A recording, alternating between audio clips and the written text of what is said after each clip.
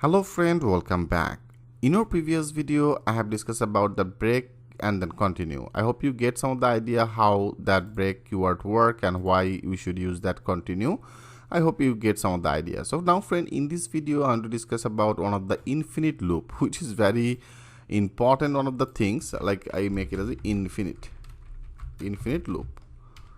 Okay, infinite loop.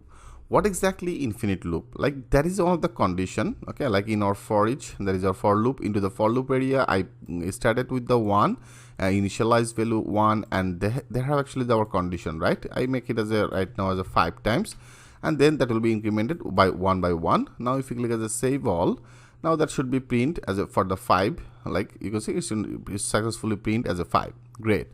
But if you actually remove this condition, okay, if you remove this condition, or rather than if you want to, if you miss that incremented value, then that will be fall into the infinite loop, because there have no condition. Always it will be incremented 1 2 3, and your browser will be little bit slow.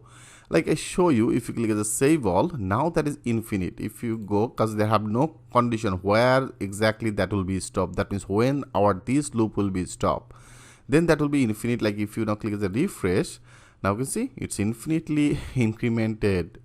That will be no condition, it's incremented 1 by 1, and that will be infinite. So make that sure you always use that in one of the condition, and also if you remove it, then that will be also as infinite. Your PC will be very slow if you use it. You can see this is still working. So here we have to actually remove it. You can see my PC is already become slow. Okay, my PC is already become slow. Better I want to remove it. That means I want to close this application, rather than that will be infinite. And also I want to better save it again. Click the save all, and now I want to do, you can see it's become hang. You can see I have to actually stop it and I have to run it again. And that is our index. I want to go again our live server. So that is our live server. Perfect. I want to run it again, inspect, and then I want to go particular our console. So that is a console. Now I want to refresh it.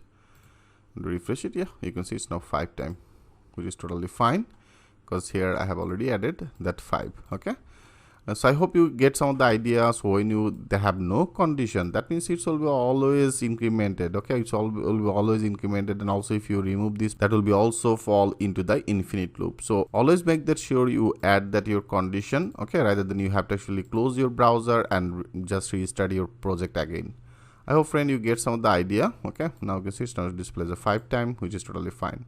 In our next video, I want to discuss about that nest loop. Okay, what exactly that mean. In our next video, I will show you that things with the live example. So thanks for watching, and I'll see you in the next video.